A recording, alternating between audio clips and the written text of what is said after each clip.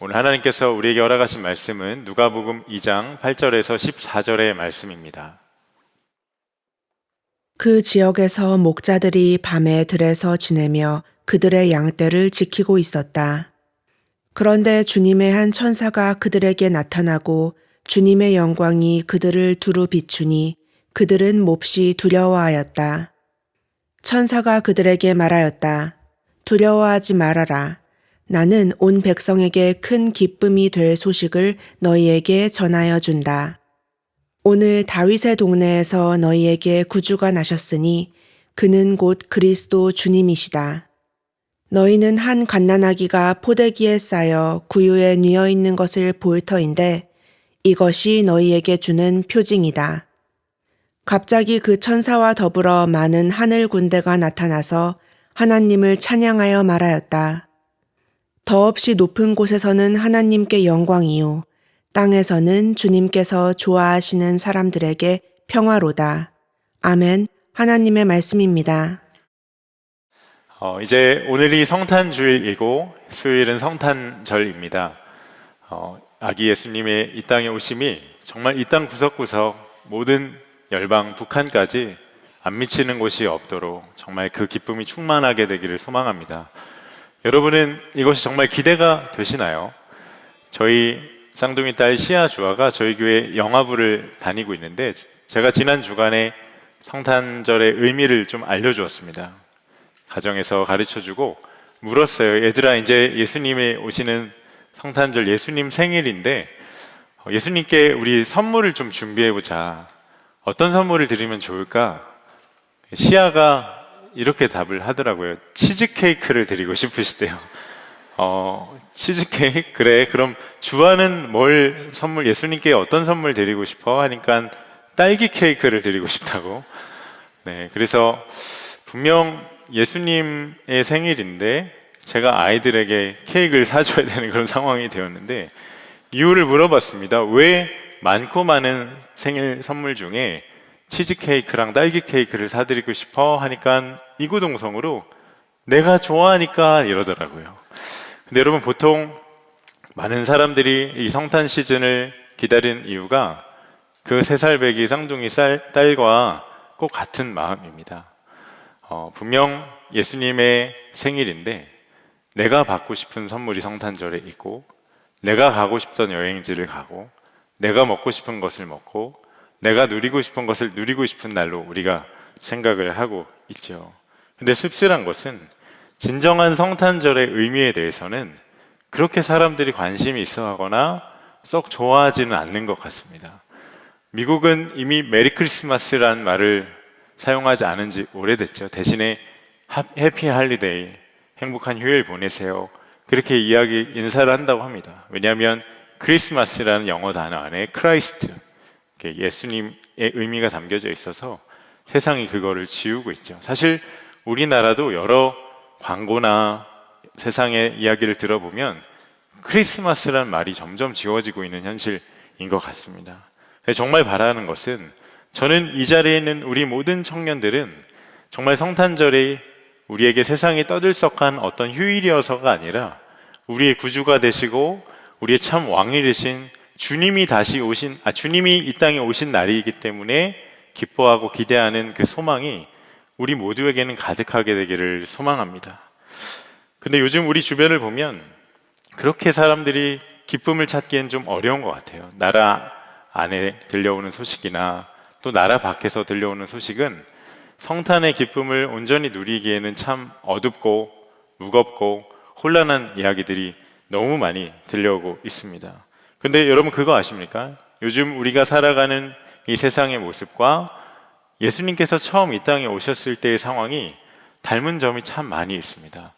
예수님께서 처음 이 땅에 나셨을 때 그 고대 근동의 이스라엘의 베들레헴 지역은 참 많은 사람들이 공포에 떨어야 했습니다. 왜냐하면 그때 그 당시 그 주변에 엄청난 대학살이 있었거든요. 그 장본인이 누구냐면 헤롯 왕이었습니다. 그 당시는 로마 시대였죠. 이스라엘은 로마의 압제 가운데 있었는데 로마가 그 이스라엘을 치리하도록 세웠던 분봉왕이 헤롯이었습니다. 그런데 이 헤롯은 악명 높은 폭군과 같은 지도자였죠. 유대인의 왕이 나셨다. 그 실체를 보지 않고 그저 소식만 들었었을 뿐인데 베들레헴 주변에 있던 모든 사내 아이 중에 2살 아래의 남자 아기를 전부 하나도 남김없이 죽이라. 그런 명령을 했을 정도면 그가 어느 정도였는지 여러분 짐작이 되시죠? 그러니 이스라엘이 얼마나 여러모로 불안하고 정치적으로도 여러 가지로 얼마나 불안했을까. 사람들은 정말 소망을 가지고 살고 싶지만 사회의 분위기나 들려오고 보여지는 현실은 소망을 꿈꿀 수가 없고 한숨만 가득했을 것입니다. 그런데 이러한 절망의 깊이가 깊어질수록 오히려 사람들이 점점 더 갈망하고 기다렸던 것이 있는데 바로 메시아였습니다. 메시아는 히브리어고요. 헬라어로 우리가 잘 아는 그리스도를 대망했습니다. 근데 우리가 믿는 그 구주 예수님이 아니라 그들의 정치적인 압제와 암울한 현실을 정치적으로 구원할 어떤 지도자, 이스라엘을 로마의 압제로부터 구원할 어떤 능력과 위엄이 있는 왕을 백성들이 점점 더 사모하게 됐죠. 그래서 당시 세상에 조금만 리더십이 있고 조그만 카리스마가 있는 사람이 나타나도 사람들이 열광하며 몰려갔었습니다. 얼마나 사람들이 그 메시아를 기다렸던지 정말 메시아에 대한 열망이 차고 넘쳤던 때죠. 그런데 오늘 본문을 보니까 당시에 한 천사가 베들레헴 저 들판에 있던 목자들에게 찾아와서 아주 유명한 소식을 하나 전해줍니다. 10절과 11절 말씀인데 여러분 우리 한 목소리를 한번 읽어보겠습니다. 시작. 천사가 그들에게 말하였다.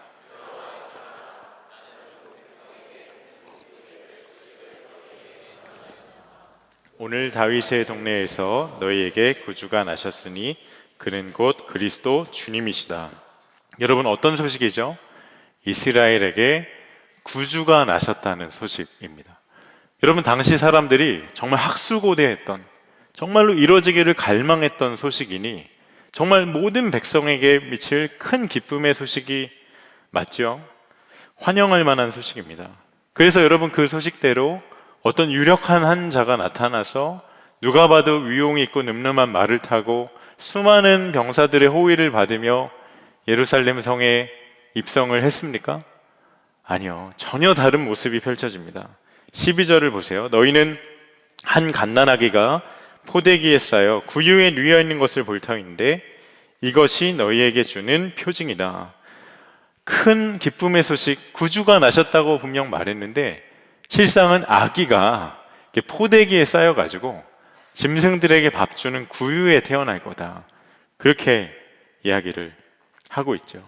여러분 이게 정말 온 백성에게 아기를 좋아하는 사람에게는 아이 귀여워라 할 수 있는 소식이지만 온 백성에게 가장 큰 기쁨이 될 소식입니까? 사실 이것을 받아들이기에는 좀 실망스럽기도 하고 따져보면 허술해 보이는 게 한두 가지가 아닙니다. 여러분 예수님의 탄생의 소식을 가장 먼저 들었던 사람들이 누구죠? 오늘 본문에 나오는 목자들입니다. 그리고 동방박사들이 가장 그 소식을 먼저 들었죠. 그 둘은 공통분모가 하나 없는데 사실 공통점이 있습니다. 목자든 동방박사들이든 당시 이 유대 사회에서는 영향력이 1도 없는 자들이었죠. 여러분 목자는 당시의 사회에서 굉장히 천대받고 낮은 자들이었습니다. 그리고 법정에서 어떤 증인으로서 아무런 효력이 없는 멸시받는 사람들이었죠. 여러분 동방박사 점성술가들인데 그들은 유대인이 아니었어요. 여러분 유대주의가 얼마나 강했던 시대입니까? 유대인들은 이방인 철저히 배격하고 무시했습니다. 이방인들이었어요. 그런데 그런 목자와 동방박사가 메시아가 나셨습니다. 구주가 나셨습니다. 이렇게 알리고 다니면 여러분 사람들 반응이 어땠을까요? 그걸 믿기가 어려웠을까요? 정말 어려웠을까요? 아마 가짜뉴스 아니야? 듣지도 않았을 겁니다. 그런데 하나님께서 왜 하필 구주가 나신 소식에 처음 그런 증언을 할 자들로 그들을 세우셨을까? 의아하죠. 그리고 또 한 가지, 오늘 읽진 않았지만 요셉과 마리아가 아기 예수님을 출산하기 위해서 저 가난한 마을 베들레헴으로 가게 되는데 그곳에는 빈 방이 없었다고 하죠. 그래서 어떻게 되었나? 2장 7절에 마리아가 첫 아들을 낳아서 포대기에 싸서 구유에 눕혀두었다. 여관에는 그들이 들어갈 방이 없었기 때문이다. 그리스도께서 정말 구유에서 나셨습니다. 정말 더럽고 참 낮은 말 구유에서 태어나셨죠. 사실 이 모든 과정이 우리의 어떤 메시아에 대한, 우리의 소망에 대한 기준과 어떤 잣대를 완전히 뒤엎는 일들입니다. 물론 미가서 5장 2절을 보면 구주가 베들레헴에서 나실 것이다, 분명히 예언했죠. 예수님께서 베들레헴에서 나신 것은 구약의 성취입니다. 말씀대로 이루어졌죠. 그런데 왜 하필 구유에서 나셔야 되는가? 여러분, 왜 예수님은 크고 화려한 왕궁, 사람들의 이목을 받고 누가 봐도 구주가 나실 만한 곳이다 여길 만한 깨끗하고 번듯한 곳에서 태어나지 않고 정말 낮고 천한 구유에서 나셔야 했을까요? 이유는 딱 하나입니다. 복음의 영광을 드러내기 위해서. 아니 목사님, 이게 무슨 복음의 영광입니까? 복음의 망신 아닙니까? 아니요, 그렇지 않습니다. 이 모든 것이 온 백성에게 기쁨이 될 소식, 그러니까 우리에게 어떤 부끄러운 죄가 있든지, 어떤 인생의 실패와 아픔과 수치가 있든지, 어떠한 낮아짐이 있든지, 어떠한 내 안에 어둠과 그늘이 있든지 주님은 그럼에도 나를 사랑하시고 친히 찾아오신다는 걸 말씀하시려는 겁니다. 여러분, 예수님께서 가장 낮은 곳에서, 가장 주변부에서 태어나실 정도로 우리를 너무도 만나기를 열망하셨다는 그 마음이 여러분에게도 정말 믿어지고 전달이 되십니까? 그것이 정말인 것이, 하나님이신 그분이 하늘의 모든 영광과 보좌를 다 버리고 이 땅에 너무나도 천하고 약한 인간의 몸을 입고 이 땅에 오셨죠. 성육신이라고 합니다. 여러분, 근데 이것은 누구든지 나에게로 나오라, 주님께서 우리에게 말씀하시는 강력한 메시지입니다.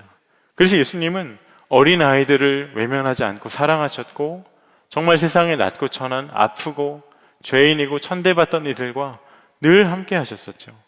오늘 우리를 향한 주님의 갈망이 꼭 이와 같습니다. 얼마나 놀랍고 기쁜 소식입니까? 근데 참 이상하죠. 분명 큰 기쁨이라고 하셨는데 세상은 이 소식을 그렇게 기뻐하지 않는 것 같아요. 성탄 시즌은 기뻐합니다. 그러나 예수님과는 상관없는 기쁨을 갈구하죠. 왜 그런 걸까? 우리 안에 심각한 문제가 있으니까요. 우리가 하나님을 철저히 망각하고 잊고 살아가는 겁니다. 근데 문제는 우리가 하나님을 잊고 살아가는 것이 우리들이 겪는 삶의 모든 문제의 근본 뿌리가 된다는 거예요. 여러분, 솔제니친이라고 들어보셨습니까? 그는 러시아가 낳은 참 위대한 작가이죠. 근데 이 솔제니친이 어린 시절에 20세기 초 러시아에서 자라났을 때 러시아는 공산혁명으로 나라가 홍역을 앓고 있던 때입니다. 하루에도 수십 명씩, 수백 명씩 학살을 당하기도 하고 나라는 늘 혼란이었고 완전히 아수라장이었던 그런 나라였죠. 그런데 그런 비참하고 참혹한 현실 앞에서 이 솔제니친이 어린 시절에 어른들이 둘러앉아서 그 현실을 두고 하는 이야기를 들은 적이 있는데 그 이야기가 그의 평생의 뇌리에 남고 가슴에 남습니다. 이런 대화였어요. 어쩌다 이 나라에 이와 같은 참혹한 재난이 일어나야 했는가? 사람들이 하나님을 잊어버린 거야. 사람들이 하나님을 잊어버린 거야. 그래서 우리가 망한 거야. 여러분, 이 솔제니친이 나중에 대학에 가서 이 러시아 공산혁명사를 전공해요. 수십 년 동안 수백 권의 책을 읽습니다. 관련된 서적을 8권이나 저술하죠.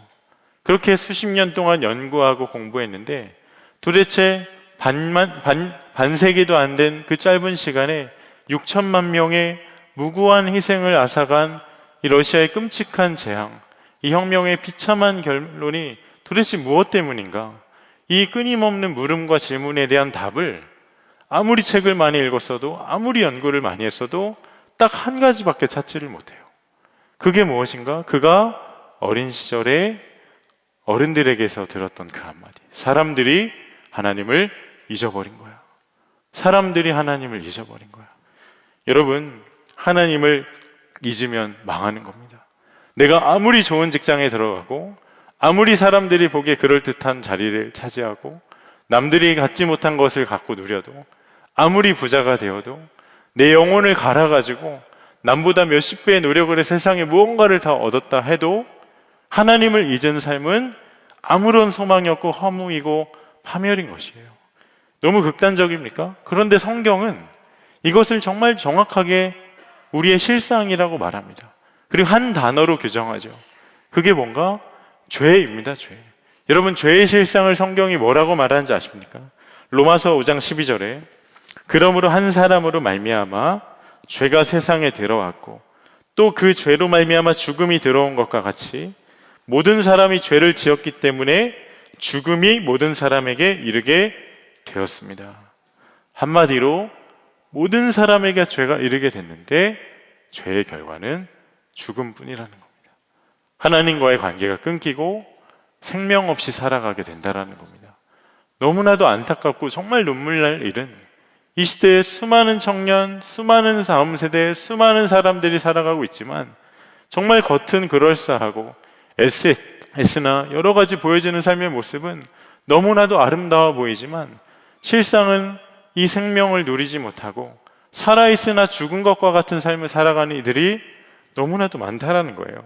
최근에 피로사회로 유명한 한병철 교수님이 불안사회라는 책을 내셨습니다. 이 사회가 너무 불안하다는 겁니다. 그 불안은 우리가 외출하려고 집을 나와서 한참을 걸어가다가 내가 가스불 껐나? 현관문 잘 닫았나? 이런 불안의 차원이 아니라는 거예요. 그런 불안은 사고를 예방하거나 어떤 최악의 상황을 맞는 긍정적인 기능도 하잖아요. 우리가 이 시대가 안고 있는 불안은 그냥 만성적인 불안이라는 겁니다. 코로나19 이후로 사람들 안에 또다시 전염병이 창궐해서 온 세계가 홍역을 앓으면 어떻게 하지? 지금 경제가 너무 침체되고 어려운데 내가 잘 먹고 잘 살 수 있을까? 지금 전 세계에 전쟁이 그치질 않고 있는데 자국 이기주의의 나라들이 빠져서 전쟁이 계속해서 확산되진 않을까? 내 미래는 어떻게 될까? 환경 문제, 기후위기가 있는데 그걸 실제적으로 내가 피해보며 살아가게 되지 않을까? 이 땅에 소망이 있을까? 세상을 믿지 못하니까 점점 더 불안에 빠지게 되고 그게 우리의 정서와 감정에 영향을 미치고 무엇을 해도 늘 초조하고 불안하고 그리고 삶이 무기력해지고 머리가 아프고 소화가 안 되고 그 불안함에 삶이 완전히 꽉 붙들려 살게 되는 겁니다. 여러분, 그뿐인가요? 여러분, 청년 세대가 얼마나 고독하고 외롭습니까? 통계를 보니까 올 한 해에만 고독사로 4,000명 가까이 죽었더라고요. 그런데 여러분, 이 고독사라는 게 저 돌봄이 필요한 어느 어르신들만의 이야기가 아닙니다. 청년들도 상당히 많은 지분을 차지하더라고요. 스스로 목숨을 끊는 청년들도 많죠.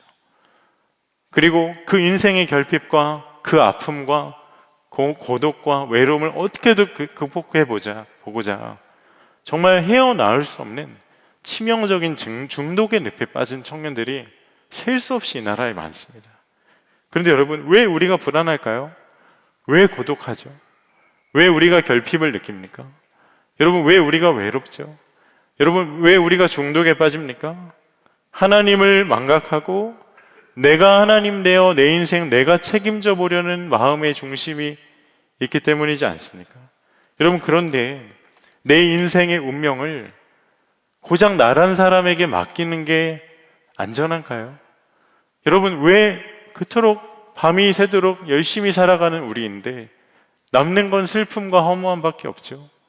잊을만 하면 염려와 근심이 우리 인생에 찾아오게 되는 거죠. 내가 내 인생 책임지려 하는 마음 때문이지 않습니까? 반대로 내 인생을 하나님께서 인도하시고 내 인생을 주관하신다면 어떨까요? 세상 가장 안전하겠죠. 그때 비로소 사람은 참된 행복을 누릴 수가 있게 되는 겁니다. 그런데 그 길이 열렸다는 거예요. 온 백성을 향한 가장 기쁜 소식이 이미 우리에게 주어졌다라는 거예요. 그 길이 바로 예수 그리스도십니다. 누구도 예외가 없는 가장 놀라운 구원의 길이 우리 모두에게 활짝 열렸죠. 제가 이번에 주중에 동서울대학교 신우회에 가서 말씀을 전하고 또 어제는 주목자 성탄 프로젝트 주목자 급식 봉사의 사역자들과 청년들과 가서 함께 섬기고 또 우리 어르신들에게 말씀을 전했습니다. 이 복음을 전했어요.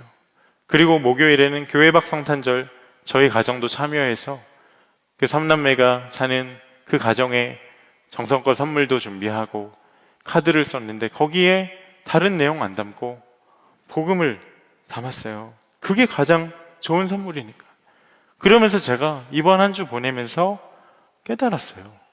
아, 그렇구나. 캠퍼스로 대변되는 이 땅의 청년 세대도, 실제적인 도움이 필요한 우리의 이웃들에게도, 다음 세대에게도, 아니 이 세상 누구 하나 예외 없이 가장 필요한 선물, 가장 기쁨의 소식은 복음, 복음, 복음이구나. 그런데 너무 마음이 아팠어요. 대체할 수 없는 기쁨이 이미 우리에게 선물로 주어졌는데 다른 기쁨을 찾아 헤매는 이 세대를 보면, 다음 세대를 보면서 하나님 누구도 차별하지 않으시는데, 누구라도 두 팔 두 손 다 들고 주 앞에 나오면 누구라도 안아주시는 아버지신데 그 주님을 모른 채 살아간 이들이 너무나도 안타깝고 애통했습니다. 한 사람의 청년 사역자로서, 그리고 성도로서 이 땅의 청년 세대를 위해서 기도하고 또 이 땅 청년 세대의 부흥을 위해서 그렇게 기도하고 있는데, 그리고 지금 나라가 너무 혼란하고 어지러운 이때 도대체 우리 청년들과 어떻게 나라를 위해서 기도해야 할까? 내내 그 고민과 질문이 내 안에 숙제처럼 있었는데 이번 한 주 지내면서 제 안에 분명한 기도의 제목이 붙들렸어요. 하나님, 혼란한 이때에 불안하고 고독하고 결핍 많고 중독이 많고 하나님 없다 하는 이 세상 안에 주님밖에 답이 없으십니다. 이 시대의 청년들이 하나님을 만나는 문 열어주십시오. 이 땅의 다음 세대가 예수님 앞에 나와 주를 만나게 해주세요. 참 생명을 누리는 세대가 다시 일어나게 해주십시오. 간절히 기도가 되더라고요. 왜 그럴까요? 우리의 삶의 모든 불안과 고독과 인생의 문제를 해결하려 이 땅에 오신 주님이 우리에게 비교할 수 없는 가장 기쁜 선물이고 가장 기쁜 소식이니까요. 여러분, 그렇다면 그 예수님을 누가 우리에게 주신 걸까요? 누가 우리에게 주신 겁니까? 하나님께서 우리에게 주신 거죠. 당신의 하나밖에 없는 독생자, 우리가 아까 찬양했지만 그 아들을 우리에게 주셨습니다. 여러분, 근데 이 생각해 보신 적 있습니까? 하나님 아버지께서 그 당신의 독생자를 다른 사람 아니라 죄인된 우리에게 주실 때 그 마음이 어떠셨을까? 지난주 토요일에 우리 교회 바로 옆에 있는 하늘꿈학교에서 감사의 밤이 있었습니다. 1년에 한 번 후원자들과 하늘꿈학교를 위해서 기도하는 분들이 다 초청받아 와서 한 해에 하나님께서 행하신 일을 함께 나누고 기도하고 함께 찬양하는 시간인데, 제가 그 자리에 참가해서 유독 마음에 남는 하나의 영상이 있었어요. 탈북을 한 어떤 여학생이 인터뷰하는 영상이었습니다. 아버지와의 추억을 이야기를 하더라고요. 우리는 그 땅이 참 삭막하고 어둡고 참 폐쇄된 곳이라 그런 추억이 있을까 싶은 막연한 생각이 있지만, 우리가 알지 못하는 그 세상에 정말 세상 가장 아름다운 아버지와 딸의 추억이 있더라고요. 아버지는 정말 따뜻한 분이셨고 사랑이 많은 분이셨고 같이 텃밭도 가꾸고 닭장도 짓고 그 추억을 이야기하는 겁니다. 그런데 탈북을 할 때 이 브로커가 온 가족이 다 같이 가면 눈에 띄어서 잡힐 수 있다고, 따로따로 가야 될 것 같다고, 그래서 자녀들 먼저 가고 아버지는 3일 있다 오면 좋겠다고, 그렇게 해서 그렇게 탈북하기로 결정을 했는데 아버지가 그렇게 걱정이 많으시대요. 아빠는 너희가 가서 행복하면 그럼 나도 행복할 거야. 딸이 궁금했답니다. 왜 그럴까? 3일 후면 다시 만날 텐데 왜 그럴까? 그런데 그렇게 헤어지고 나서 아버지와 헤어진 지 12년이 지났어요. 연락을 받았답니다. 아버지가 3일 후에 잡혀갔고 다시는 찾을 수 없는 곳에 갔으니 찾지 말라고. 슬픔을 이기지 못하고 엉엉 울고 있는데 그때 하나님이 이런 마음을 주시더래요. 딸아, 아프니? 하나님, 저 너무 아파요. 그런데 하나님이 이렇게 말씀하시더래요. 나도 아들을 이 땅에 보낼 때 너무 아팠다. 저는 그 영상을 보면서 하나님 아버지의 마음이 느껴졌습니다. 우리는 성탄절만 되면 어떻게 하면 내가 더 즐기고 누릴 수 있을까? 하나님께서 그 아들을, 아기 예수님이 이 땅에 오신 게 연례 행사처럼 당연한 것처럼 여기고 있는데 하나님은 얼마나 아프셨을까? 그런데 그 아픔이 가득함에도 왜 그 아들을 이 땅에 보내셔야죠? 여러분, 이유는 하나입니다. 요한복음 3장 16절에 하나님이 세상을 이처럼 사랑하사 독생자를 주셨으니 이는 그를 믿는 자마다 멸망하지 않고 영생을 얻게 하려 하심이라. 아픔도 덮을, 슬픔도 덮을 크고 완전한 사랑으로 자기 아들보다 죄인된 우리를 더 사랑하셔서 그 아들을 이 땅에 보내시기까지 우리를 사랑하신 완전한 사랑의 아버지신 거죠. 여러분, 이 사랑을 도대체 무엇이 끊을 수가 있을까? 여러분, 누군가에게 가장 귀한 선물을 내가 주어야 한다면 여러분 뭘 주고 싶으십니까? 소중한 사람에게. 여러분, 이 기쁨의 소식 전해야 되지 않겠습니까? 아니, 찬양해야 되지 않겠습니까?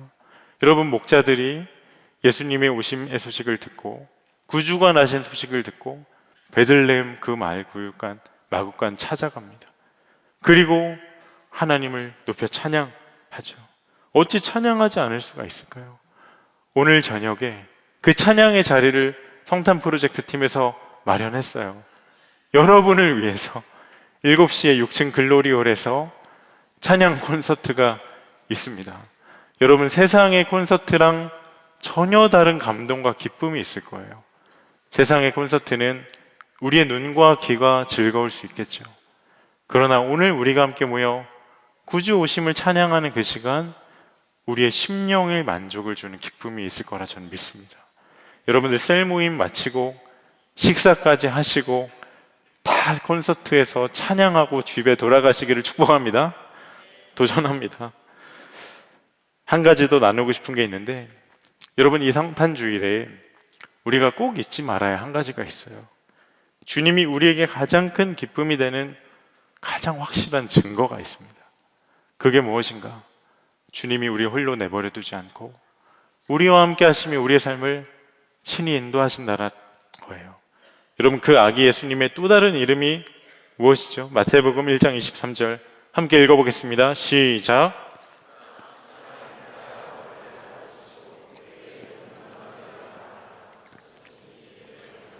하나님이 우리와 함께 계시다 함이라. 그의 이름은 임마누엘이라. 하나님 우리와 함께 계시다. 너무나도 연약하고 초라한 아기로 태어나신 그분이, 우리의 구주 되신 그분이 지금도 우리와 함께하고 계시다. 여러분, 그 주님이 우리와 함께 하시는데 어떤 인생의 결핍이, 불안함과 염려가, 외롭고 고독함, 막막함이 우리 삶을 삼킬 수가 있을까요? 어떤 근심과 염려로 내 삶이 주저앉을 수가 있을까요? 주님이 우리와 함께 하시며 우리 아픔을 만져주시는데, 여러분, 이게 우리 삶에 얼마나 큰 능력이 되신지 아십니까? 제가 신학교 2학년 때 중국 여행 갔다가 코에 여드름을 짠 조그만 그 상처에 바이러스가 들어가서 콧등이 죽는 사고가 일어나 그걸 떼어냈는데 콧등이 움푹 파였던 사고를 당했었습니다. 물론 하나님이 저를 이대로 두면 안 되겠다 싶으셔서 제 코를 치시고 제가 다시 주님 앞에 돌아온 회심을 겪게 된 계기가 되기도 하지만, 아니, 남자는 코가 생명인데 제가 5년 동안 코에 반창고 붙이고 다녔어요. 저 젊은이 교회 청년 출신이잖아요. 요셉교구에 저와 함께 했던, 리더로 함께 섬겼던 선배들 많습니다. 교회에서 가끔 지나가다 저 보면 제 코부터 봐요. 괜찮은지. 늘 반창고 붙이고 다녔었으니까.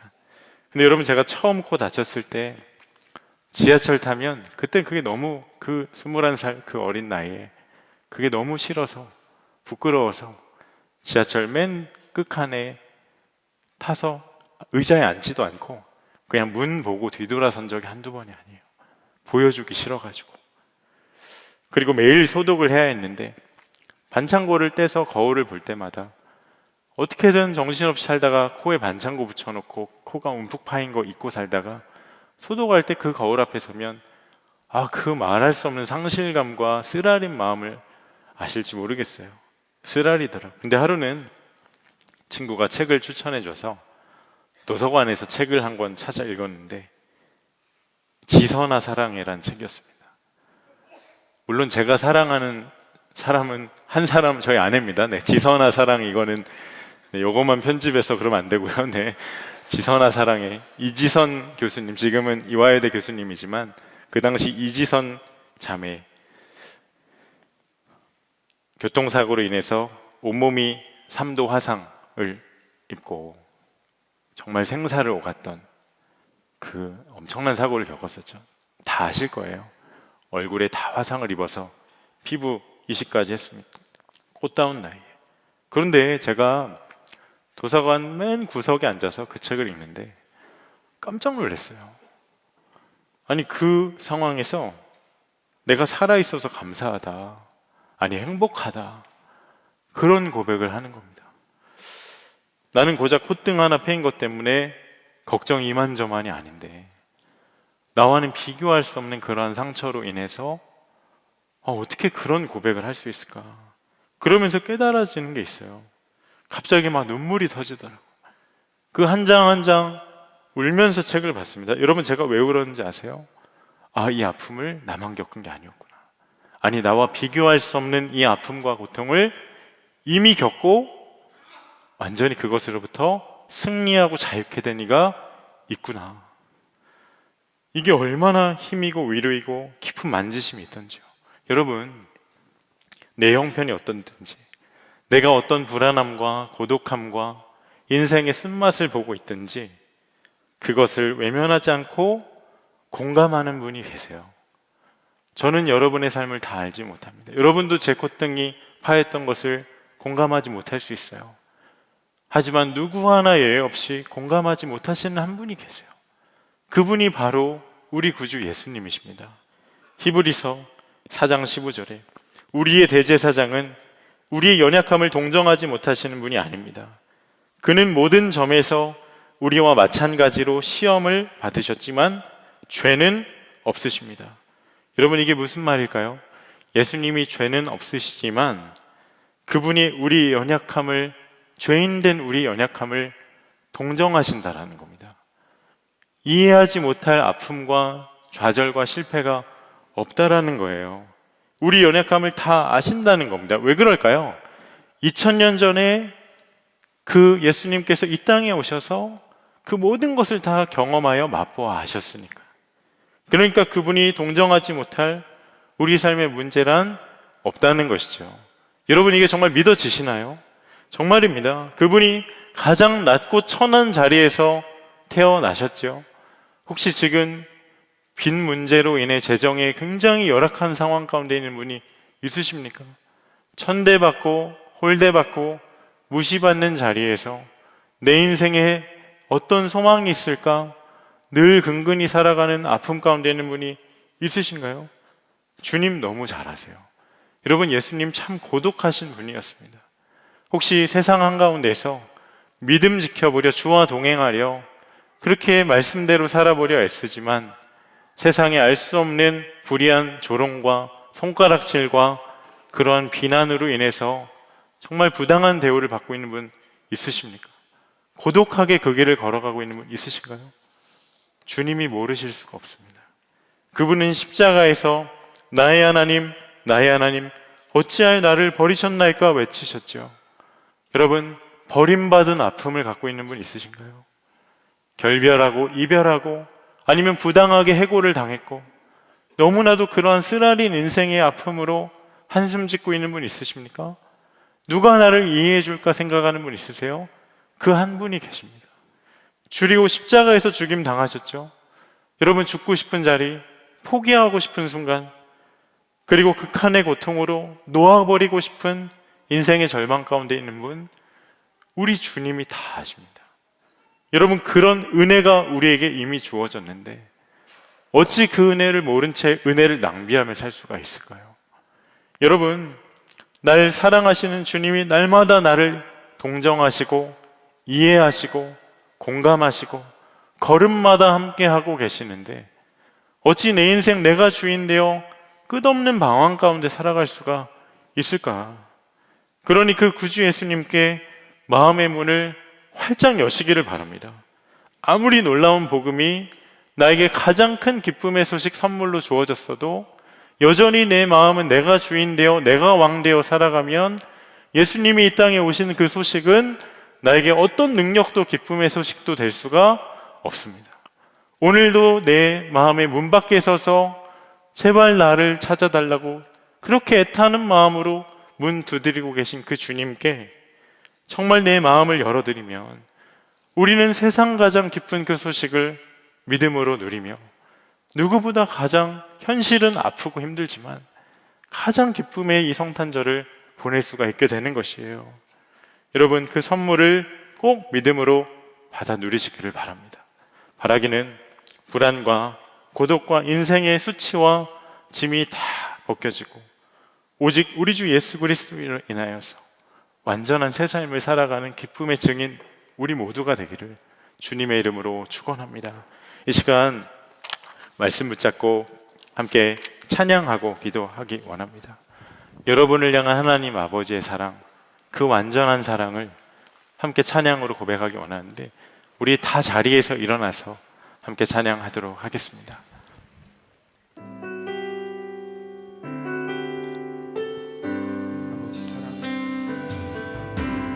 아버지 사랑 내가 노래해 아버지 은혜 내가 노래해 그 사랑 변함없으신 거짓없으신 성실하신 그 사랑 사랑 갈 때 꺾지 않으시는 꺼져가는 등불 끄지 않는 그 사랑 변함없으신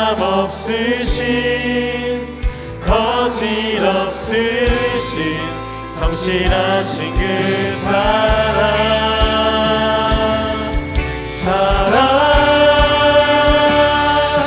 그 사랑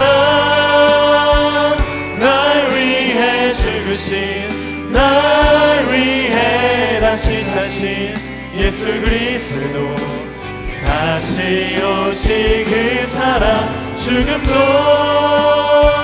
생명도 천사도 하늘의 어떤 것에도 끊을 수 없는 영원한 그 사랑 예수 우리 다시 하나님의 그 사랑을 고백하기 원합니다.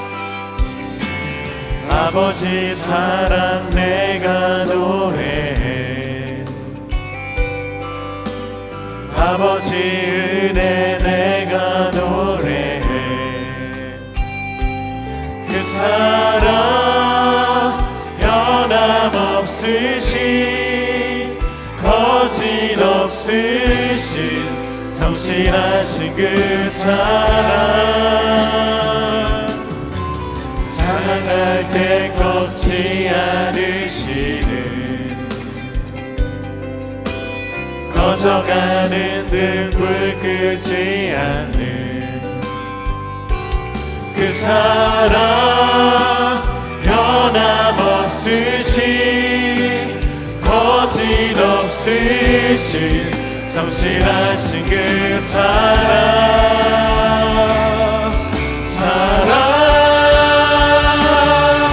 그 사랑 날 위해 죽으신 날 위해 다시 사신 예수 그리스도 다시 오실 그 사랑 죽음도 생명도 천사도 하늘의 어떤 것에도 끊을 수 없는 영원한 그 사랑 예수 그 사랑 날 위해 죽으신 죽으신 날 위해 다시 사신 예수 그리스도 다시 오실 그 사랑 죽음도 생명도 천사도 하늘의 어떤 권세도 끊을 수 없는 영원한 그 사랑 예수 그 사랑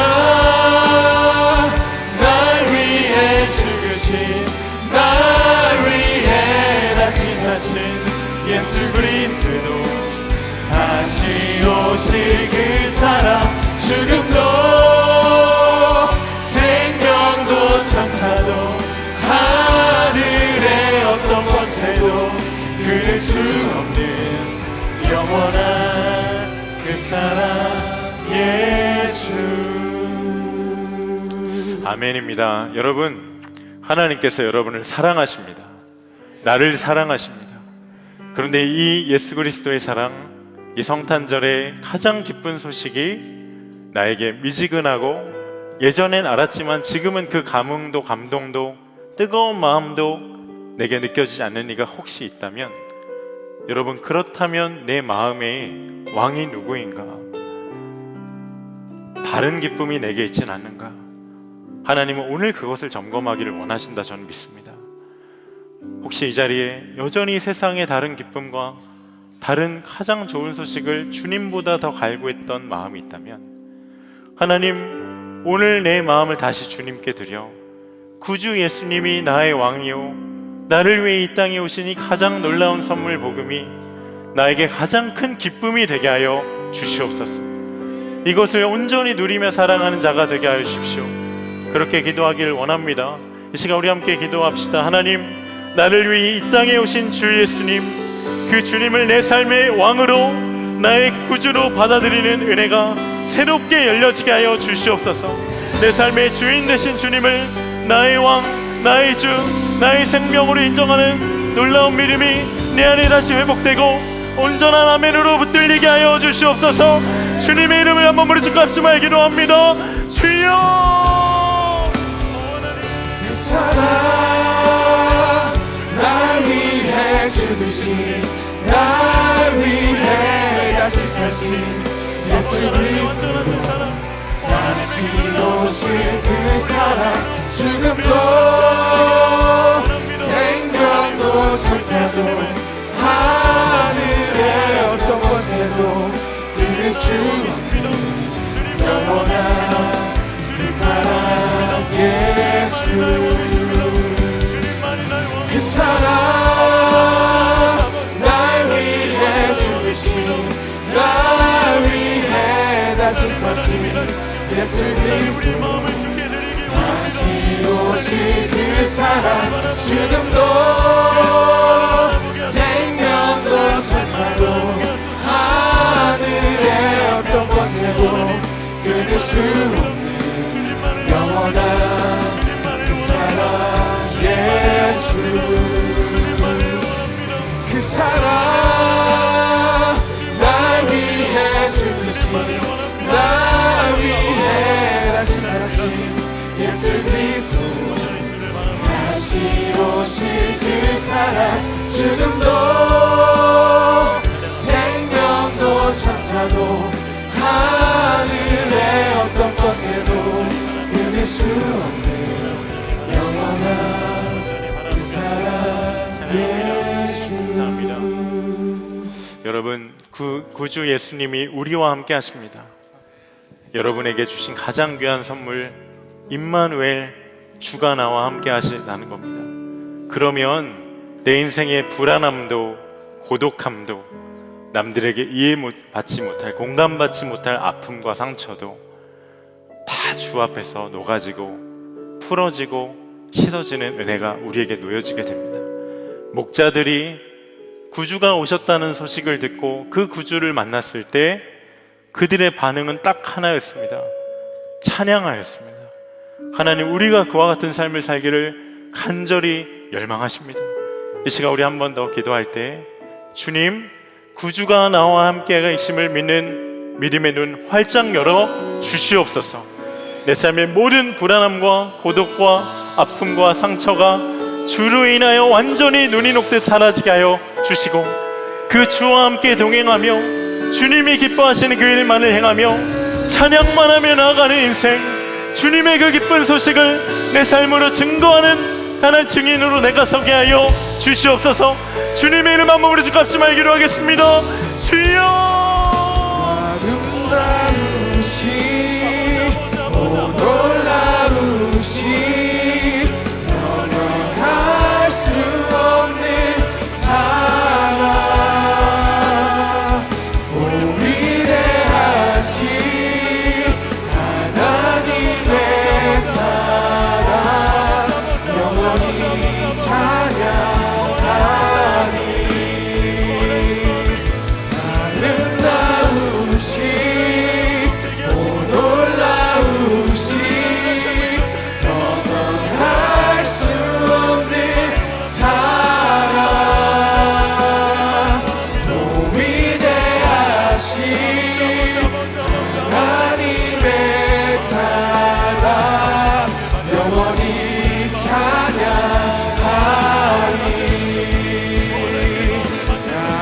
아름다우시 오 놀라우시 영원할 수 없는 사랑 오 위대하신 하나님의 사랑 영원히 찬양하리. 아름다우시 오 놀라우시 영원할 수 없는 사랑 오 위대하신 하나님의 사랑 영원히 찬양하리. 아름다우시 오 놀라우시 영원할 수 없는 사랑 오 위대하신 하나님의 사랑 영원히 찬양하리. 주와 같은 분, 주와 같은 분은 없네. 이 세상 그 누구도 주와 같은 분은 없네. 누구도 이길 수 없네. 주와 같은 분은 없네. 주와 같은 분이 없네. 이 세상 그 누구도 주와 같은 분이 없네. 누구도 이길 수 없네. 아름다우시 오 놀라우시 영원할 수 없는 사랑 오 위대하신 하나님의 사랑 영원히 찬양하리. 아름다우시 오 놀라우시 영원할 수 없는 사랑 오 위대하신 하나님의 사랑 영원히 찬양하리. 우리 마지막으로 한 번 더 합심해서 기도할 때, 여러분, 예수 그리스도 우리를 향한 가장 위대한 선물, 여러분, 선물은 내가 나를 위해 주는 것을 선물이라고 하지 않습니다. 누군가 나에게 아무런 자격도 없이 공짜로 받은 걸 선물이라고 하죠.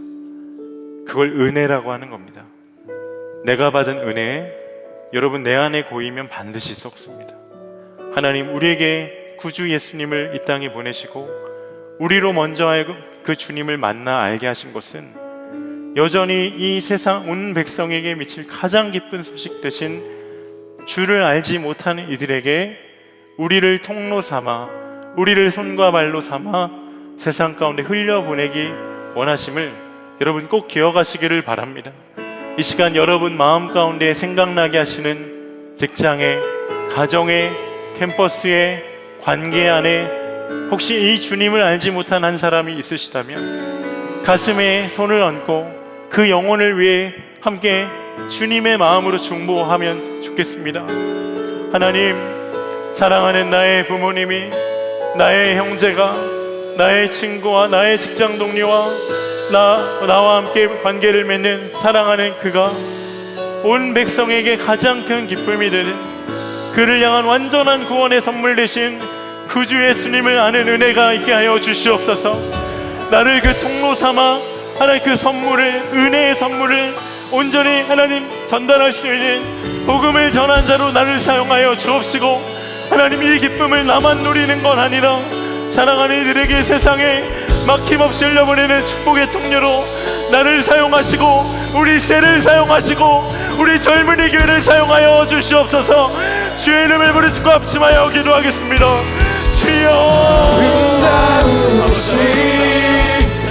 놀라우신 변할 수 없는 사랑, 오 위대하신 하나님의 사랑, 영원히 찬양하니. 아름다우신 놀라우신 변할 수 없는 사랑, 오 위대하신 하나님의 사랑, 영원히 찬양하니. 아름다우신 놀라우신 변할 수 없는 사랑, 오 위대하신 하나님의 사랑, 영원히 찬양하니. 아름다우신 놀라우신 변할 수 없는 사랑, 오 위대하신 하나님의 사랑, 영원히 찬양하니. 은혜와 사랑이 충만하신 아버지 하나님, 우리를 위한 가장 큰 기쁨의 소식 구주 예수 그리스도를 다른 사람 아니라 날 사랑하셔서 이 땅에 보내시고 우리로 먼저 그 은혜를 맛보아 알게 하시고 누리게 하심에 너무도 감사를 드립니다. 혹시 이 자리 가운데 여전히 구주 예수님을 만나지 못한 이가 있다면 지금 이 시간 내 삶의 왕의 자리에서 내가 내려오고 나를 위해 이 땅에 오신 구주 예수님이 내 삶의 주인 되시고 내 삶의 왕이심을 영접하고 인정하는 놀라운 구원의 은혜가 임하게 하여 주시옵소서. 하나님, 우리가 먼저 은혜를 알아 누린 것은 나은 사람 살리기 위함이 아니라 사랑하는 가정에, 직장에, 캠퍼스에, 세상에 이 복음을 전하게 하시려는 하나님의 은혜의 선물임을 믿습니다. 하나님, 사랑하는 우리 부모님이, 형제가, 또 친구가, 직장 동료가 생명 되신 주님을 만나는 은혜의 물고 열리게 하여 주옵시고, 나를 통로 삼아 가장 귀한 선물 주님을 전하는 하나님 복음을 전하는 통로로 하나님 사용하여 주시옵소서. 우리 모든 셀들이, 우리 젊은이 교회가 세상을 향한 하나님의 메시지가 되고 구원의 방주가 되어서 복음을 전하는 일에 쉼없이 순종하여 나아가게 하여 주옵시고, 잃어버린 한 영혼이 주께 돌아오는 것이 우리의 가장 큰 기쁨이요 주를 찬양하는 제목 되게 하여 주시옵소서. 하나님, 성탄의 기쁨을 우리가 함께 찬양하였지만 세상은 여전히 어둠과 기쁨이 하나님 찾을 수 없는 상황 가운데 있습니다. 이 나라의 왕 되신 주님, 이 땅을 주님 통치하여 주시옵소서. 이 땅이 주로 인하여 다시금 살아나고 회복되어지는 일을 우리의 기도를 통하여서 주님 그 일을 행하여 주옵시고, 하나님, 눈물로 이 나라를 위해서 금식하며 기도하는 청년 세대가 들불과 같이 일어나게 하여 주시옵소서. 열방에 있는 우리 모든 선교사님들의 심령 안에 이 가장 귀한 소식 되신 예수 그리스도 분명한 믿음 가지고 보이는 현실과 불안과 고독이 가득한 상황을 바라보며 하나님 마음이 눌리는 것 아니라 구주 예수님을 온전히 바라보며 열방의 복음을 쉼없이 전하는 통로 되게 하여 주옵시고, 하나님 나라의 강력한 부흥이 열방 곳곳에 임하게 하여 주시옵소서. 북한을 사랑하신 하나님,